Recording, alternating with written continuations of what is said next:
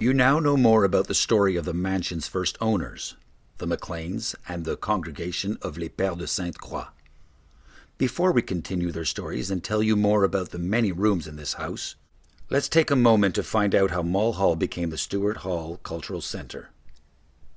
During the 50s, the fathers faced financial crises and began to sell off parcels of the land. They finally become faced with the obligation to sell everything. This is how the Lakefield Development Corporation got its hands on the building and what was left of the land, with the plans to demolish Mull Hall and build high-rise apartment buildings in its place. This project had difficulties taking off, and the house was left abandoned for a certain time, victim to considerable damage. Luckily, the neighbors intervened. Walter and May Beatrice Stewart had been neighbors of the MacLeans and had lived in the house just east of Mull Hall for many years.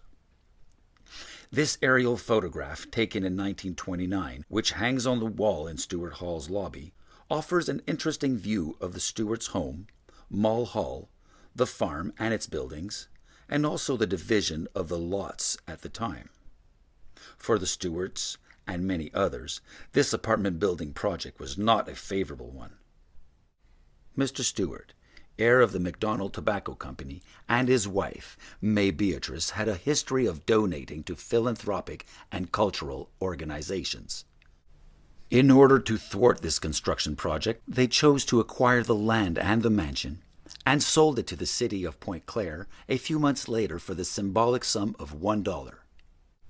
The only condition placed on their gift was that the land had to be maintained in perpetuity as a park.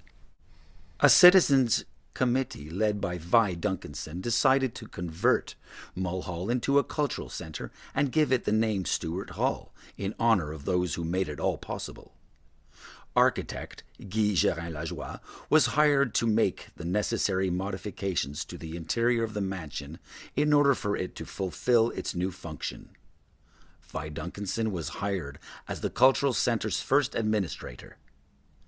In order to help make the renovations possible, Mrs. Stewart continued to provide generous donations for many years.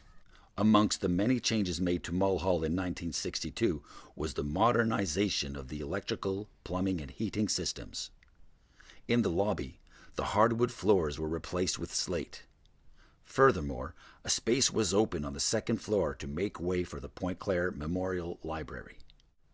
Many other modifications and renovations were made through the years, such as the emergency staircase at the east end of the building and the elevator. The Stewart Hall Cultural Centre was officially inaugurated in 1963 in the presence of Governor-General Georges Vanier.